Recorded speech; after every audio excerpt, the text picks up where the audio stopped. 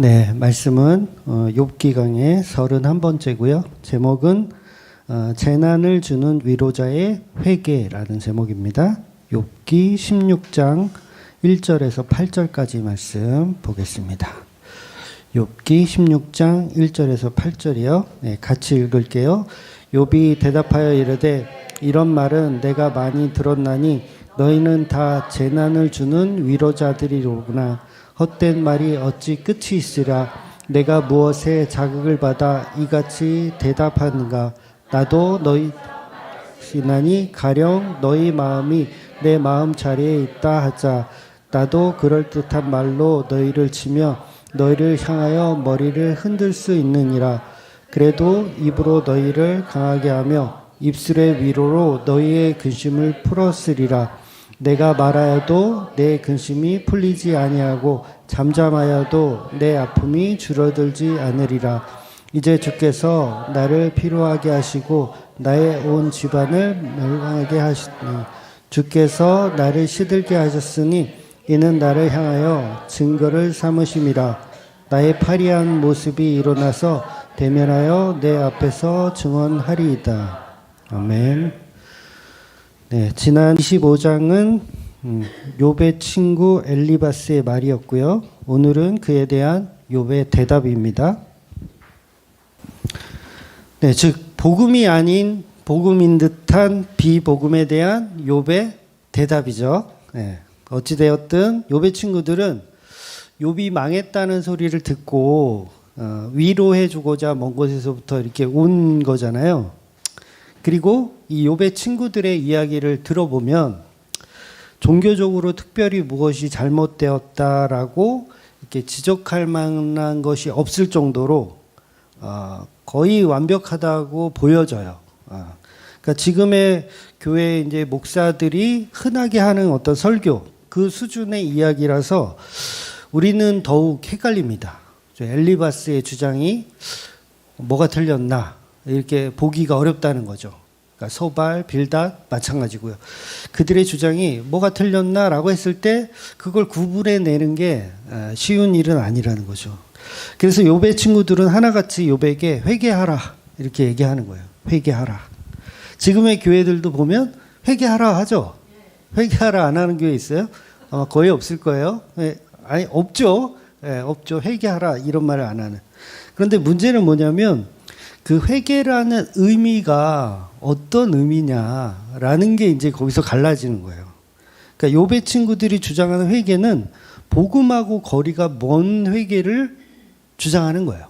그러니까 그거 회개가 아닌데 욥의 친구들은 이거를 회개라고 말하고 있더라는 거죠. 그래서 지금의 교회들도 보면 어떤 윤리적이며 도덕적인 이야기들을 가지고 회개했다 안 했다를 결정을 해요. 그러니까 성경이 말하는 회개의 개념이 윤리도덕은 아니거든요. 그래서 이거를 똑같은 회개인데 이 회개란 말의 의미를 서로 모르니까 서로 딴소리를 하는 거예요. 그래서 그걸 뭐라 그래요? 그걸 못 알아듣는다고 하죠. 네, 못 알아듣는 거예요, 서로. 그러니까 제가 옛날 교회 다닐 때 그 중고등부 수련회 가면 항상 마지막 날 하는 게 있어요. 뭐 하냐면 캠프파이어 해요. 마지막에 캠프파이어. 그러니까 우리 교회 오빠 출신, 교회 누나 출신들은 아시죠? 수련회 가면 마지막 날 하이라이트가 이제 캠프파이어 하는 거예요. 그러면 그 전에 이제 할 일이 있어요. 캠프파이어 하기 전에 할 일이 뭐냐면 이제 각자 십자가를 하나씩 만들어. 조그만 나무 십자가를 하나씩 만들고요. 거기다가 이제 A4 용지에 이제 자기가 그동안 살아오면서 잘못한 것들, 회개해야 할 것들을 다 적어요. 그래서 뭐 1번, 2번, 이렇게 쭉 적죠. 어떤 친구는 막 A4 용지 앞뒤로 막 빼곡하게 얼마나 죄 지은 게 많으면 빼곡하게 적고. 막 어떤 친구들은 진짜 그거 적으면서도요, 막 우는 친구들이 있어요. 적으면서도 막 울어. 막 대성통곡을 하면서 울어요. 막 쓰다가 말고. 그러면 선생님들이 옆에서 야, 이 친구가 드디어 회개의 영이 임하셨다. 그러면서 막 이렇게 기뻐하죠. 그러고서 그 마지막 날 이제 그 A4 용지에 적은 거를 십자가에다가 이렇게 꼬깃꼬깃 이렇게 이렇게 꾸겨서 십자가에 이렇게 매달아요. 매달고 나서 캠프파이어 할 때 끝날 때 그 십자가를 태우죠. 태우면서 이제 너의 죄를 사하노라 이렇게 되죠. 근데 문제는 뭐냐면 과연 그때 적었던 그런 회개의 내용들이 과연 복음에서 말하는 회개인지 아니면 지금 엘리바스가 주장하는 회개인지를 명확히 구분할 필요가 있다는 거예요. 그러니까 대부분의 학생들이 어떤 걸 적냐면 저는 고등학교 때니까 그런 거 적었어요. 학교 째고 당구장 갔던 거 죄송합니다 하나님 잘못했습니다. 친구 노트 망가뜨린 거 잘못했습니다. 동생 용돈 빼앗은 거 뭐 이런 거. 그러니까 조금 수준 있는 친구들은 어떻게 쓸까요? 뭐 주일날 예배 안 드리고 뭐 오락실 간 거. 뭐 주일 성사 안 한 거. 또 엄마가 헌금하라고 2,000원 줬는데 1,000원은 자기가 띵겨 먹고 1,000원만 헌금하고. 막 이런 횡령한 거에 대한 회개. 그러니까 A4 용지에 이제 빼곡하게 적는 거죠. 그리고 그걸 태워버리고 나서 회개했다라고 하더라고요. 그러니까 비복음과 복음은요, 단어를 똑같이 사용을 해요. 회개라는 단어 똑같이 사용하는데 그 의미가 전혀 다르다는 거죠. 그러니까 욥의 친구들이 말하는 회개하고 욥이 나중에 이제 42장 가면 진짜 회개를 해요, 욥이. 그런데 그 회개하고 내용이 달라요. 다르다는 게 이제 큰 문제라는 거예요. 그러니까 42장에 가면 욥이 이제 죄를 뒤집어 쓰고 죄를 이렇게 뒤집어 쓰고 진짜 회개를 하는데 그 회개하고 지금 욥의 친구들이 주장하는 회개하고는 거리가 멀더라는 거죠. 그러니까 욥의 친구들이 주장하는 회개는 뭐냐면 그 십자가의 그 A4 용지에 적었던 그런 내용들을 욥의 친구들은 주장하는 거고 욥은 그거와 좀 다른 차원의 회개를 하는 겁니다. 그러니까 지금 한국교회가 가르치는 어떤 회개의 논리들이요, 아직도 똑같아요. 제가 그 고등학교 때 배웠던 그 회개의 논리나 지금이나 별반 달라진 게 없어요. 조금 이제 수준이 높아져 봐야 종교적인 어떤 죄들. 그러니까 현재 욥의 친구들은 욥에게 복음만 말하고 끝나야 되는데 복음을 말하지 않고 계속 어떤 행동에 관한 이야기를 이야기하는 거예요. 그래서 항상 욥의 친구들은 뭐가 있냐면 적용이 항상 있어요. 그러니까 복음만 말하고 끝내야 되는데 항상 적용, 뭘 해야 된다. 그래서 오늘날 회개가 뭐예요? 그거 이렇게 A4지에 적어서 태우면 끝입니까? 아니죠. 그대로 지켜야 되죠. 앞으로는 당구장 가면 안 돼요. 아니, 가면 돼요, 안 돼요? 안 되죠. 그 십자가에 태웠는데 당구장을 또 가? 십자가에 태웠는데 동생 용돈을 또 뺏어? 그럴 수 없잖아요. 그래서 뭔가 행위로 이루어져야 그건 진짜 회개한 거다라고 욥의 친구들이 주장한다고요. 지금의 교회들이 그렇게 주장하고 있고요. 그러니까 말로만 하는 회개는 소용이 없다. 회개는 무엇이 동반되어야 되냐면 항상 행위가 동반되어져야 한다.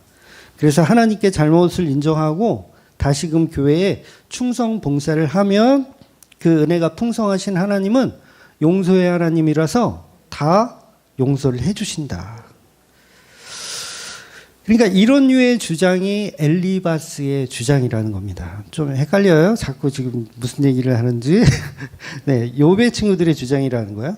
그러면 진짜 회개는 뭔지를 우리가 42장의 욥의 회개를 좀 살펴볼 필요가 있죠. 그래서 욥의 회개는 다른 거창한 회개가 아니고 욥 자신 속에 들어있는 그리스도를 발견하는 거예요.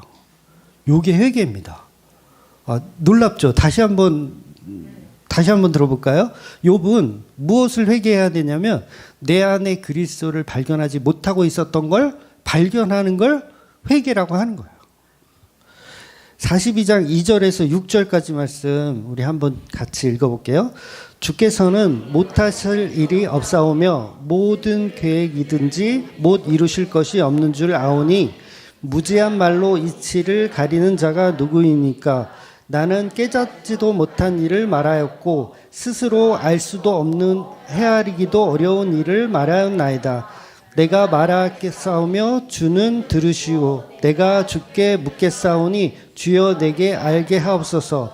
내가 주께 대하여 뒤로 듣기만 하였사오나 이제는 눈으로 주를 배움나이다. 그러므로 내가 스스로 거두어 드리고 티끌과 제 가운데 회개하나이다. 아멘. 네, 개역 개정이 말이 참 어렵게 써놨어요. 좀 어렵죠. 그러니까 욥은 어떤 회개를 하고 있는 거냐면 쉽게 말해서 내 생각이 틀렸습니다예요. 하나님께 내 생각이 틀렸습니다. 무지한 말로 이치를 가리고 있던 자가 바로 나 욥입니다. 그래서 내 말을 거두어 드리길 원합니다. 그러니까 그동안 했던 말, 그러니까 42장까지 가기 전에 정말 무수한 얘기들 하자. 오늘 본문도 마찬가지고요. 하는 이 말들을 뭐 하고 싶다?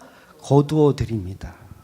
그리고 나는 티끌과 죄로 뒤집어 씁니다. 그러니까 티끌과 죄를 뒤집어 쓴다는 말은 어떤 의미냐면 제사 드리고 나면 그 제물의 그 재들 있잖아요. 요거 걷어서 쓰레기통에 버려야 되거든요. 그러니까 그런 의미예요. 그러니까 나는 쓰레기다. 난 쓰레기다. 그래서 나는 티끌과 죄를 이렇게 덮은다는 얘기는 나는 쓰레기입니다. 그래서 뭐예요? 내가 한 말 다 걷어들이길 원합니다. 취소하기를 원합니다. 취소 테테테. 취소 테테테. 42장까지 했던 말 테테테. 그래서 내 친구들의 말도 틀렸지만 내 생각도 역시 틀렸습니다. 그러면서 회개를 하는 거예요. 그래서 4절은 이제 4절이 번역이 이상하게 해놨는데 이 새 번역으로 보니까 새 번역은 조금 알기 쉽게 해석을 했더라고요. 그래서 4절을 새 번역으로 제가 읽어드리면 주께서 말씀하셨습니다. 들으라. 내가 말하겠다. 내가 내가 물을 터이니 죄송해요. 내가 물을 터이니 내게 대답하여라. 이런 말씀이 있는 거죠. 그러니까 하나님이 욥한테 질문하고 계속 질문을 하셨던 이게 오히려 감사하다는 거예요. 그러니까 내가 무지한 말로 막 떠드는 건 잘못한 건데 하나님이 질문을 해요. 하나님이 내가 말하겠다. 너는 들으라. 요게 복음이라는 거죠. 그러니까 듣는 자의 입장. 네, 아무튼 이게 지금 개역개정이 말을 좀 어렵게 해놔가지고 그런 의미예요. 4절은 주께서 말씀하셨습니다. 들으라. 그리고 내가 듣고 있겠습니다라고 하는 이 자체가 굉장히 은혜라는 거죠. 그래서 하나님이 미천한 욥을 찾아와서 온갖 질문을 하는 것 자체가 이게 은총이라는 거예요. 이게 은총이고 감사. 그래서 그전에는 들으라 해도 듣지 않죠. 왜 나만 겪는 고통이냐고 계속 따지거든요. 욥은 하나님 나타날 때까지도 계속 따져요. 왜 나만 당하는 고통이냐고. 이 노래를 아무도 모르시네요. 제가 음을 제대로 못 불러서. 그러니까 진정한 회개는 뭐냐면 하나님은 말씀하세요. 내가 듣겠습니다. 그래서 회개는 윤리 도덕적으로 뉘우치고 새 사람이 되는 게 회개가 아니라 그건 종교에서 말하는 회개입니다. 네, 종교에서 불교나 천주교에서 말하는 회개이고 진짜 회개는 윤리 도덕적인 게 아니라 내 안에 그리스도를 발견하지 못하고 있던 것의 발견. 네, 그게 이제 회개라는 거죠. 그러니까 하나님이 창조주로서 그분의 계획을 인정받는 것이 바로 회개이며 믿음이라는 거예요. 즉 회개란 예수님이 하신 그 십자가 일을 인정하고 믿는 겁니다. 그래서 이 예수님도 요한복음에서 말씀하셨지만 나를 믿지 않는 것이 죄다라고 말씀하시고 나를 믿지 않는 것이 죄다. 그러니까 교도소에서 이제 살인자가 있잖아요. 빨간색 이거 딱 아시죠? 빨간색 명찰하고 있는 분은 이제 거의 이제 그 사형수, 그 살인자라고 할 수 있겠죠? 살인자. 그 사람의 죄가 무겁냐? 아니면 우리 아직 교도소 안 갔으니까 아직이에요. 아직 안 갔으니까 우리의 죄는 그보다는 가볍다라고 생각하는 개념 자체가 복음에서는 의미가 없는 거예요. 그러니까 윤리 도덕이 아닌 거죠. 그러니까 복음은 회개는 윤리 도덕이 아닌 거예요. 그래서 노아의 홍수에서 모든 인간이 이 끔찍한 죽음을 맞이하잖아요. 그들이 왜 그래요? 어떤 죄를 지었어요? 도대체 노아의 홍수 때 어떤 죄를 지었는가? 구체적으로 성경 찾아봐도요. 창세기 시대에 그 노아의 시대에 그들이 무슨 죄를 지었는지 구체적으로 찾아보려고 해도요. 사실 나오지가 않아요.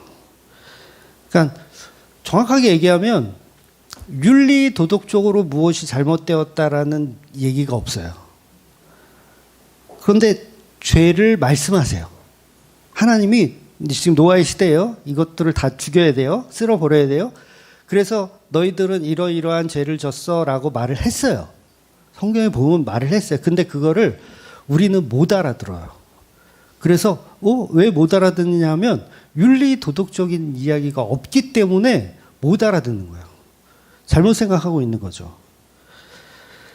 그러니까 예를 들면 노아의 시대에는 인간들이 서로 전쟁하며 죽이며 동성애를 하며 서로 거짓말하며 자기 이익만을 챙기고 사회적인 약자를 괴롭히고 우상을 섬기고 불상을 만들고 거기다 절하며 막 이렇게 하더라. 그래서 하나님이 화가 나셔서 다 썰어버리시더라.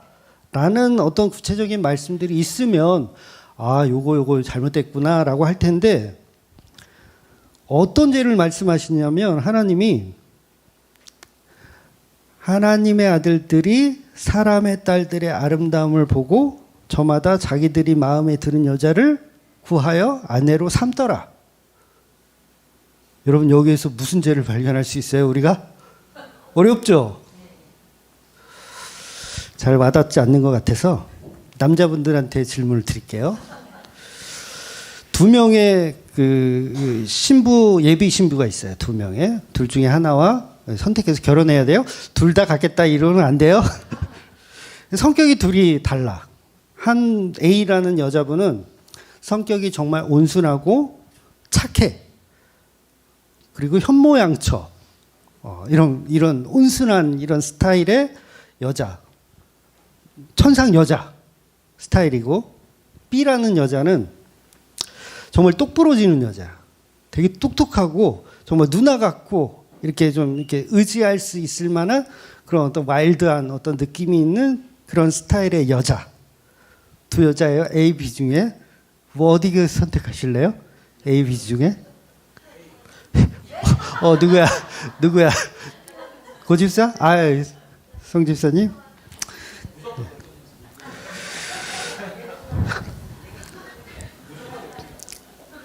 네, 고집사 말이 맞아요. 남자는요, 그냥 예쁜 여자 선택합니다. 저만 쓰레기야? 성격 본다, 안 본다? 안 본다. 무조건 예쁜 여자. 약간 농담 섞였죠. 약간 농담 섞였죠. 그러니까 무슨 얘기를 하는 거냐면, 우리의 생각과 사고를 뛰어넘는 게 하나님의 지식이라는 거예요. 하나님의 지식. 그러니까 우리가 무엇을 잘못했는지 몰라요. 그러니까 콕 집어서 윤리 도덕적으로 우리는 그렇게 어릴 때부터 배워왔기 때문에 윤리 도덕적으로 무엇이 잘못되었다고 하나님이 말씀해 주시면 우리는 쉽게 알아들어요.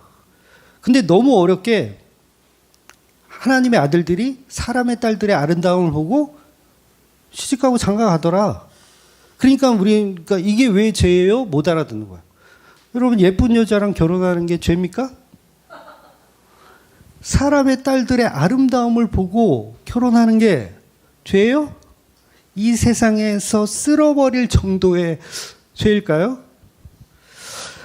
창세기 6장 5절에서 7절 한번 찾아보면 같이 한번 읽어볼게요. 여호와께서 사람의 죄악이 세상에 가득함과 그의 마음으로 생각하는 모든 계획이 항상 악할 뿐임을 보시고 땅 위에 사람을 지으셨음을 한탄하사 마음에 근심하시고 이르시되 내가 창조한 사람을 내가 지면에서 쓸어버리되 사람으로부터 가축과 기는 것과 공중의 새까지 그리하리니 이는 내가 그것들을 지었음을 한탄함이니라 하시니라. 그러니까 노아의 시대는 요즘 말로 하면 사람들이 시집가고 장가가더라예요. 그냥 시집가고 장가가더라. 그래서 뭘 어떻게 한다? 세상에서 쓸어버린다는 거예요. 아니 얼마나 시집가고 장가가는 일을 잘했으면 네피림이 생겨. 네피림은 우월한 사람을 말하거든요. 쉽게 얘기해서 거인은 거인 같은 그냥 보통 사람보다 우월한 존재. 더 크고 지식도 더 똑똑하고 막 이런 사람들이 태어나더라. 시집가고 장가를 잘 가는 거죠. 2세들이 막 이렇게 건장하면 보통 우리 자식들은 키가 아빠보다 크잖아요. 저도 우리 큰아들이 저보다 훨씬 크잖아요. 한 10cm 이상 더 큰데. 그런데 그게 왜 악이냐는 거예요. 시집가고 장가가서 우월한 종자들을 많이 배출했으면 하나님이 아이고 기특하다. 역시 내가 창조를 잘했구나. 이러셔야 되는데 악하다고 말씀하시는 거예요. 그러니까 이게 왜 그래요? 오전에도 말씀드렸지만 생육하고 번성하면 돼요, 안 돼요? 안 되는 거예요. 그러니까 하나님은 생육하고 번성하는 자체를 죄로 여기시는 거예요. 그러니까 우리가 알고 있는 사고는 도저히 하나님이 왜 화를 내시는지, 하나님이 왜 홍수를 주시는지 이해가 된다, 안 된다? 안 되는 거예요. 엊그제 친구 아버지가 돌아가셔가지고 문상을 갔어요. 그래서 고등학교 때 동창을 5명을 만났습니다. 물론 여기 금천에 사는 친구들이에요. 간혹 길 가다가 잠깐씩 보고 뭐 이렇게 따로 이렇게 만나지는 않아요. 그 친구들이 나를 안 부르더라고요. 재미없나 봐요. 저를 부르면 잘 안 불러요. 그래서 잘 만나는 친구는 아닌데 이제 상을 당해가지고 이제 가서 우리 고등학교 동창들 5명을 만나서 이제 대화를 했어요. 근데 무슨 얘기 할까요? 대부분 가족 얘기해요. 왜냐하면 어릴 때부터 알았던 친구들이라 너희 어머니 잘 계시니? 뭐 건강은 좀 어떠시니? 아버지는 뭐 괜찮으시니? 뭐 암으로 고생하고 계시다는데 뭐 지금은 좀 어떠니? 이러면서 그 가족 이야기. 그러다가 또 애들이 다 있으니까 저희 또래 애들이 다 자식이 있잖아요. 그러니까 고3을 둔 애들이 몇 명 있었어요. 그러니까 우리 애가 고3인데 어떻게 공부를 해야 될지, 또 수능을 준비하고 있는데 뭐 어떻게 해야 될지 뭐 고민이다라는 걸 이렇게 서로 이야기를 했어요. 그냥 평범한 시집가고 장가가는 이야기를 한 거예요. 그런데 하나님은 그 대화 자체를 죄로 여기시더라는 거예요. 요게 팩트예요. 그 대화 자체를 죄로 여기신다. 왜? 피조물이 창조주를 알아보지 못하고 그 아들 예수에 관해서 알지 못하고 자기들끼리 그냥 시집가고 장가가는 일, 그냥 평범하게 부모님 안부를 묻고 자식들의 수능을 걱정하고 이런 안부를 묻는 자체가 뭐라고요? 이게 죄예요. 놀랍지 않아요? 그래서 이렇게 그냥 시집가고 장가가는 삶을 살고 그 끝은 홍수예요. 그 끝은 지옥 가는 거예요. 그냥 이 세상에서 그냥 평범하게 살다가 홍수로 지옥을 경험하는 거죠. 그래서 이걸 가지고 하나님이 마음으로 생각하는 모든 계획이 항상 악할 뿐이니라. 자기 아들 수능 걱정을 하는 걸 하나님 뭐라고 하신다? 악한 생각뿐이니라. 왜? 그 안에 창조주가 없고 창조주가 보내신 예수 그리스도가 없는 삶을 그냥 살고 있기 때문에. 그 죄가 얼마나 크냐면 천지에서 쓸어버릴 정도로 그 죄가 크다는 거예요. 근데 제 친구들이 그게 죄인 줄 알까요? 몰라요. 제가 앉혀놓고 설명해 줘야 돼요. 그러면 좋아할까요? 싫어할까요? 싫어할 거예요. 또 안 부를 거예요, 저를. 그렇다면 그 5명의 친구 중에서 회개하는 친구가 생긴다라고 했을 때 그 친구는 무엇을 회개해야 될까요? 예수 그리스도를 내 안에서 발견하는 거. 그러면 그걸 회개했다라고 하는 거예요. 그러면 그렇게 회개하는 친구는 노아의 방주를 타는 거죠. 이해가 되세요? 노아의 방주를 타는 거예요. 그런데 거기서 회개라고 그러니까 야 고등학교 때 내가 너 때렸던 거 미안해. 아, 내 친구 너 삥 뜯기고 있을 때 내가 도와주지 못한 거 미안해. 이거는 회개가 아니라는 거예요. 근데 사람들은 회개라는 개념을 너무 잘못 알고 있어요. 우리 아들 수능 보는데 뭐 부정 입학시킨 거, 하나님 죄송합니다. 이건 회개가 아니에요. 그날도 이제 5명 중에 술을 정말 좋아하는 친구가 있어요. 술을 너무 많이 먹어요. 근데 그 친구가 갑자기 회개를 해. 술 많이 먹은 거 잘못했습니다, 하나님. 그러면 그게 회개예요? 회개가 아닌 거예요. 예수를 모르는 건 회개가 아닙니다. 지금 본문에서 욥이 회개해야 할 것은 뭐냐면 창조주가 누구인가를 모르고 있는 거예요. 그 회개해야 돼요. 그 창조를 믿는다면 지금의 고난을 어떻게 해요? 받아들일 수밖에 없죠. 왜? 창조주가 있고 창조주가 모든 이 땅의 섭리를 다 아우르고 계시다라는 걸 욥이 알았다면 불평을 할 수가 없는 거예요. 근데 하고 있다라는 자체는 하나님을 창조주로 인정하지 않고 있다라는 거예요. 그저 종교적인 어떤 그런 신으로만 여기는 거죠. 그래서 욥의 회개는, 욥의 고난이 바로 십자가이며 하나님의 계획 속에 있음을 인정해야 되는 겁니다. 그 회개를 42장에 가서야 하는 거예요. 지금은 못해요. 그러니까 친구들하고 계속 윤리도덕적인 옳고 그름을 서로 이야기하는 거예요. 그러니까 욥의 친구들도 너 윤리도덕적으로 문제 있잖아. 회개해. 욥은 나 윤리도덕적으로 문제 없는데, 회개할 게 없는데, 본인은 회개가 뭔지 모르니까 아직도 뭘 회개해야 하는지 욥이 모르고 있어요. 그러니까 서로 모르는 거죠. 바보들이 서로 앉아서 이렇게 복음이라고 대화를 하고 있는 거예요. 다시 말해서 욥, 너는 어떤 고난을 당하고 있는지, 그게 하나님의 계획이라면 너는 그것을 받아들여야 한다라는 복음의 메시지가 사실은 욥에게는 필요한 겁니다. 그래서 나중에는 42장 가면 욥이 이제 퇴퇴퇴 한다 그랬죠. 내가 지금 하는 말. 그러니까 욥이 욥의 친구들한테 지금 오늘 본문이 막 이야기하고 그 다음 주에도 다다음 주에도 계속 볼 거거든요. 그 내용들을 다시 취소한다. 이게 회개예요. 취소한다. 내가 무죄한 말로 퇴퇴퇴가 아니지. 무죄한 말로 막 털었던 거 다 취소한다. 그래서 저와 여러분이 정말 복음을 만나기 전에 했던 말들. 무죄하게 퇴퇴퇴 해야 되겠죠. 무죄하게 퇴퇴퇴 해야 돼요. 우리는 복음이 없이 복음을 모르고 정말 잘못된 것을 회개했더라는 거죠. 그래서 하나님이 욥을 원망할 수밖에 없었고, 왜? 진짜를 모르니까 원망할 수밖에 없었고, 그냥 질문 자체가 하나님께 계속 원망. 십자가라는 구원의 방식을 모르니까 계속 하나님을 원망하는 거예요. 그래서 마태복음 비유에 보면 예수님이 이런 비유를 주셨어요. 어떤 비유냐면 천국은 마치 밭에 숨겨놓은 보물과 같다 라는 표현을 하셨습니다. 그러니까 농장에서 이제 알바가 아르바이트 이렇게 하고 있어요. 그 밭을 이렇게 갈다가 밭에 금은 보화가 묻혀 있는 거야. 이 알바가. 그래서 금은 보화를 발견했어요. 그럼 어떻게 돼요? 원래 윤리 도덕적인 거면 주인한테 빨리 말을 해야죠. 여기 당신 밭에 금은 보화가 있습니다. 저 조금만 주시면 안 돼요?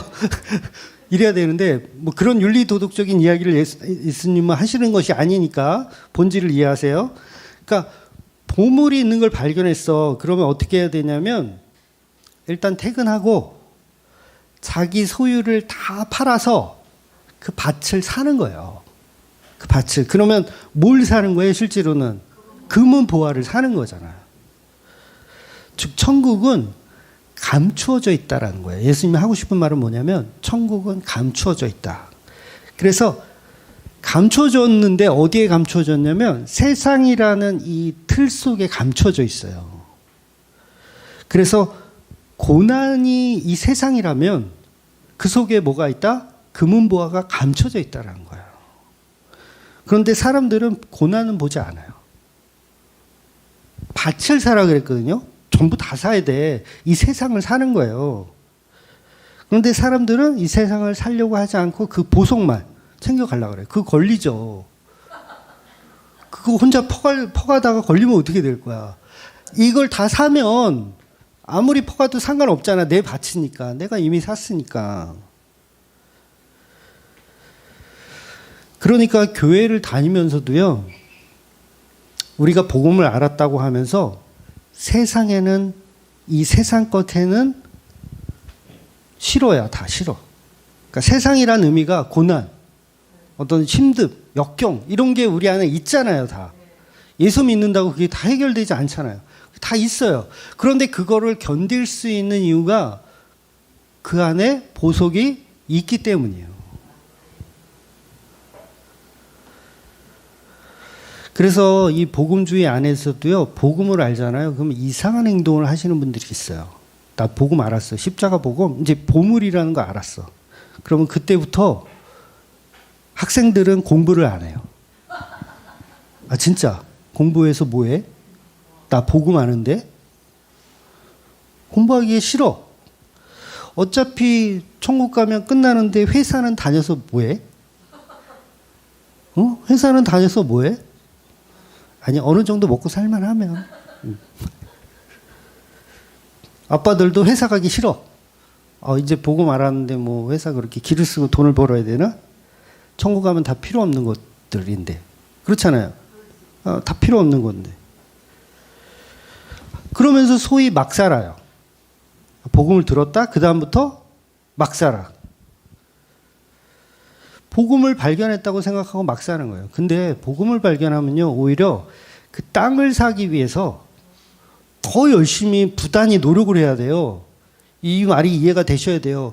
아, 이 땅을 사야 되는구나. 그러면 뭐예요? 자기 재산을 다 팔러 가야 되고, 어떻게 해서든지 그 땅 살 돈을 마련하기 위해서 열심히 부단히 노력한다고요.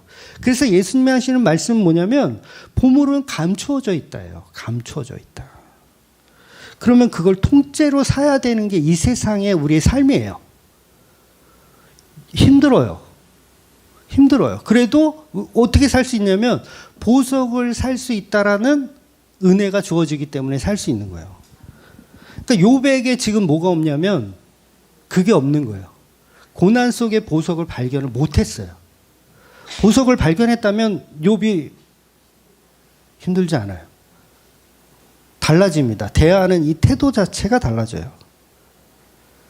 오히려 이 세상을 구입할 수 있다라는 이 돈을 마련하고 있으면 오히려 신나죠. 저 땅값이 예를 들어서 뭐 1억인데 내가 지금 다 아파트하고 뭐하고 다 팔았더니 한 9천만 원 됐어. 지금 1,000만 원만 더 어떻게 하면 될까? 요걸 어디서 빌릴까? 아니면 뭘 어떻게 더 할까? 라는 이게 오히려 재밌어야 된다는 거예요. 즉 진짜 복음을 이해한 성도는요, 오히려 세상을 사는 게 재밌습니다. 제가 그 얘기를 하고 싶은 거예요. 오히려 세상을 사는 게 재밌다. 왜 값진 진주를 발견했으면, 값진 진주가 있는데 이거 파는 사람이 이걸 되게 싸게 파는 거야. 이 진주의 가치를 모르나? 하여튼 나는 이 가치를 알아. 그럼 어떻게 해야 돼요? 빨리 사야죠. 싼 값에 팔고 있으니까 카드 환불을 해서라도 그 진주는 사야 돼. 왜? 나는 이 진주의 가치를 아니까. 카드 할부를 하면서도 기뻐. 12개월로 해주세요. 기뻐. 왜? 이 진주의 가격을 나는 아니까. 다른 사람 모르는데 나는 알아. 200~300만 원 긁으면 2~3천만 원짜리의 진주를 살 수 있는 거니까. 빚을 내서라도 당장 그것을 산다는 거예요. 즉 복음을 알면 어떠한 고통 속에서도 이 세상을 사는 게 힘이 들지 않아요. 기뻐요. 그래서 복음을 알았다고 하면서 반대로 가는 사람들 있잖아요. 오히려 그걸 이제 염세주의라고 하거든요. 염이라는 뜻은 싫다는 거예요. 한마디로 싫다는 거. 싫어할 그런 글자인데 세상이 싫다. 그러니까 복음 알았으니까 이 세상이 싫다. 그러니까 복음 알았으니까 이 밭이 싫다라고 하는 논리하고 똑같아요. 보석을 알았는데 이 밭이 싫다라고 하는 논리. 그렇지 않아요. 이 밭에 숨겨져 있어요. 즉 복음을 알면 어떠한 고통 속에서도 이 세상을 행복하게 살아갈 수 있습니다. 그래서 예수님이 우리와 함께 하시는 그 자체가 이미 보물이에요.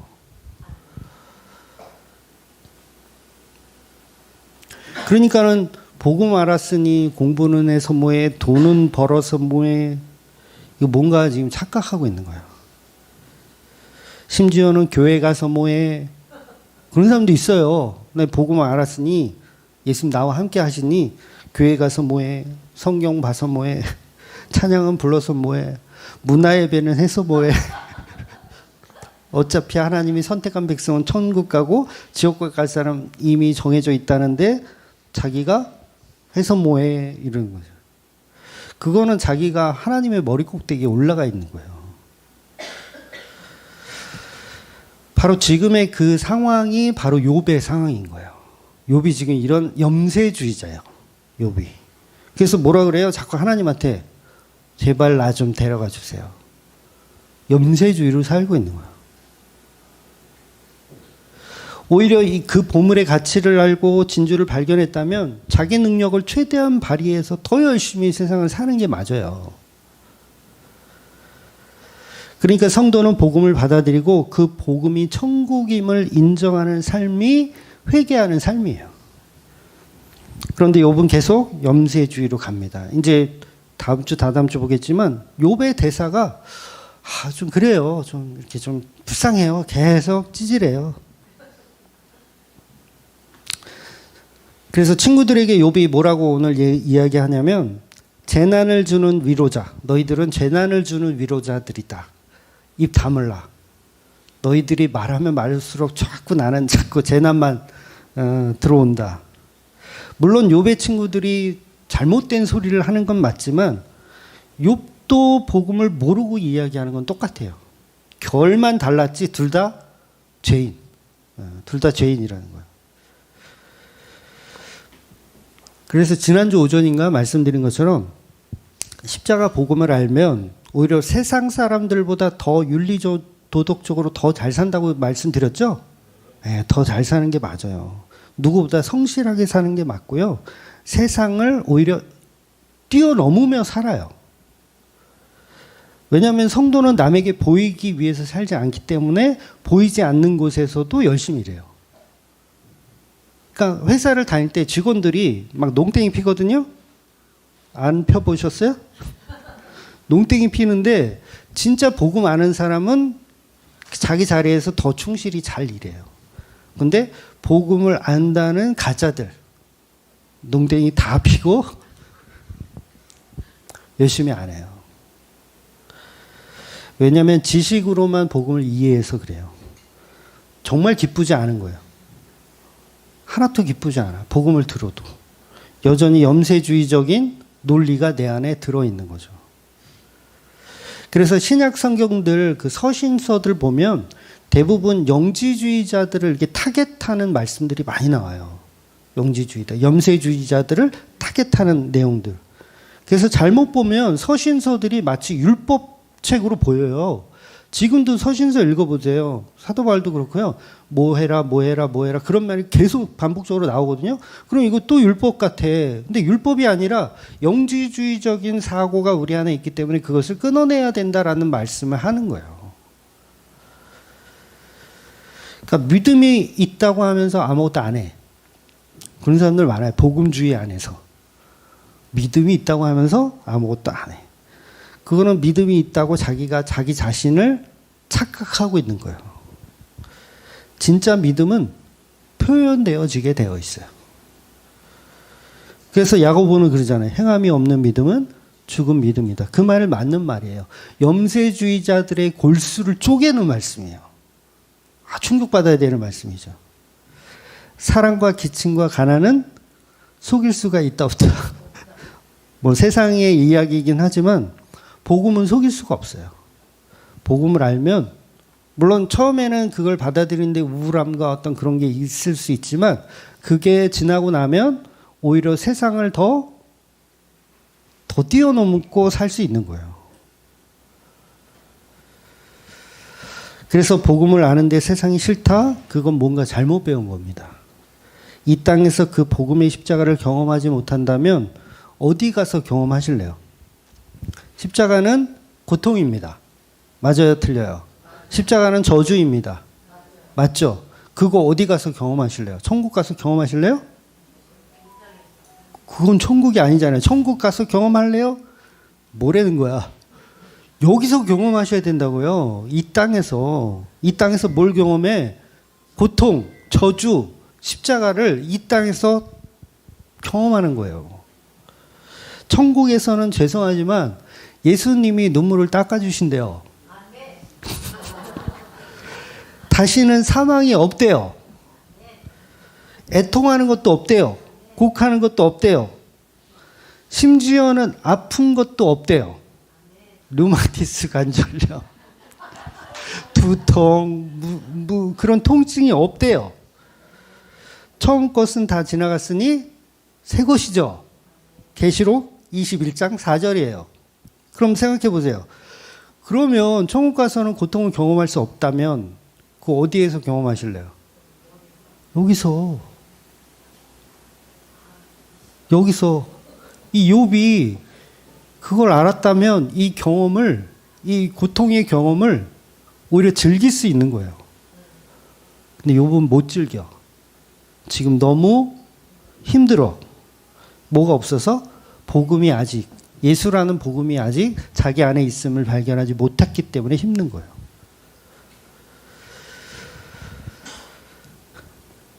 그래서 성도는 이 땅에서도 누구보다 잘 살 수 있고, 비록 눈물이 마를 날이 없고 애통과 곡을 하는 날이 매일 끊이질 않지만 더 잘 살 수 있는 거예요. 제가 집사람 만나기 전에 정말 누구보다 심한 염세주의자였어요. 아마 저를 아시는 분은 아실 거예요. 염세주의자였어요. 저는 회사도 안 다녔어요. 집에서 컴퓨터 한 4대, 5대 놓고 온라인 그 게임상에서 머니를 팔고 사는, 세상에 나가기가 싫어. 친구들도 안 만나고 그냥 거기서 이렇게 용돈 벌면서 이렇게 살았어요. 염세주의자죠. 진짜 염세주의자. 그때 저의 모습이 욥이었어요.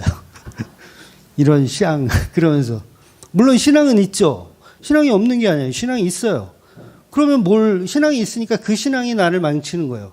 어차피 이 세상은 끝나는 세상, 뭐 그렇게 열심히 살아. 그냥 적당히 밥에 풀칠만 하고 살다가 예수님 오시면 가면 되지.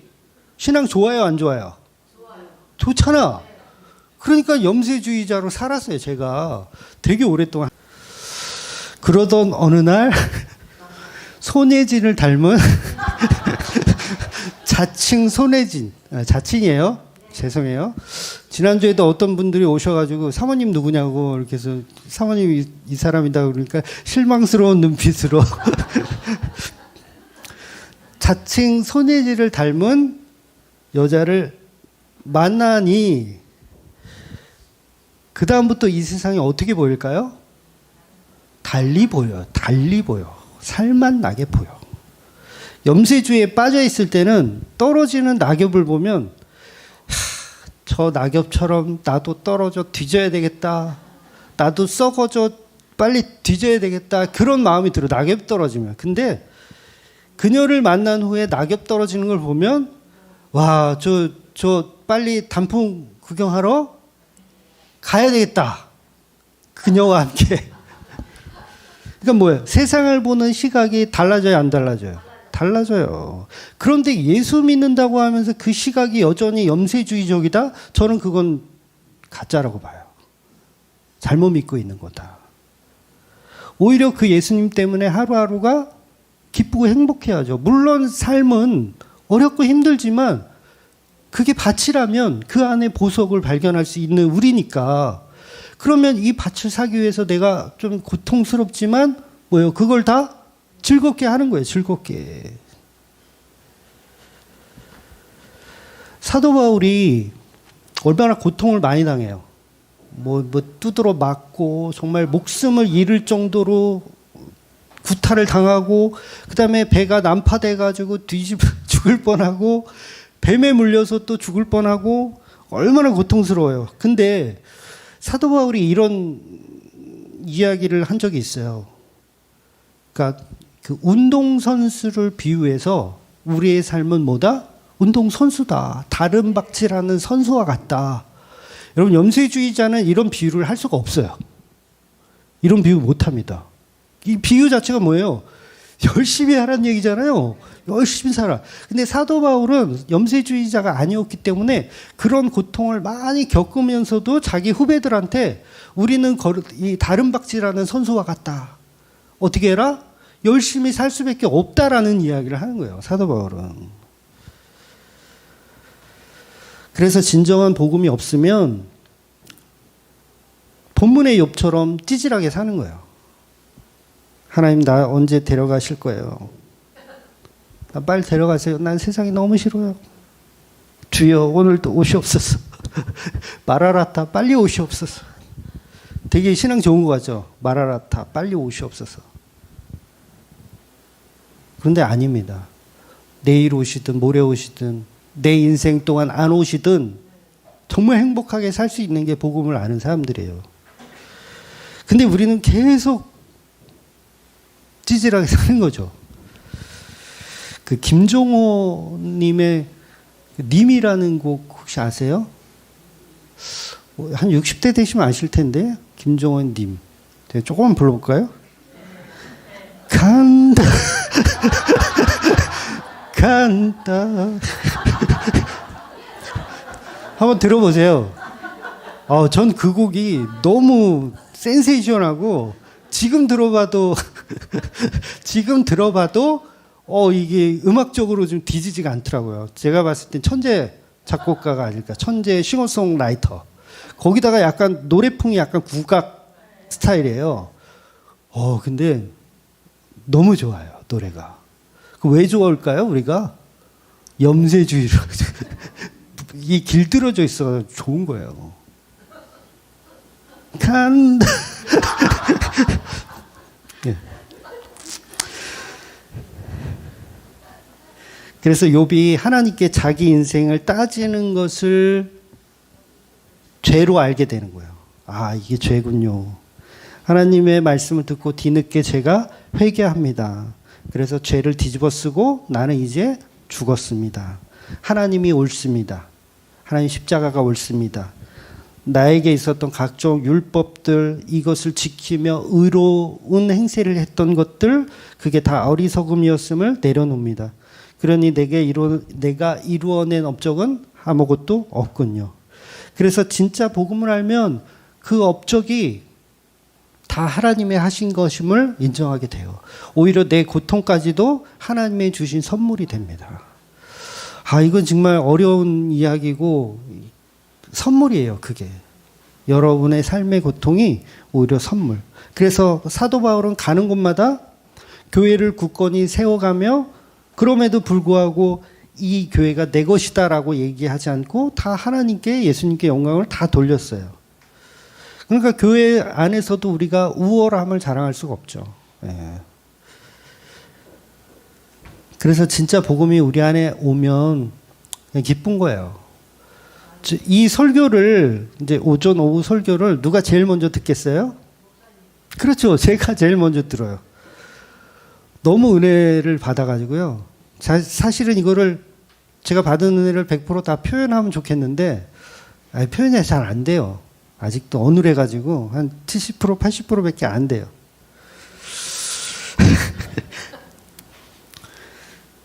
그래서 욥 속에 있는 그 고집불통 욥이 정말 은혜 받고 예수님 알아가는 그 삶이 정말 저희 안에, 저와 여러분의 안에 동일하게 있기를 원합니다.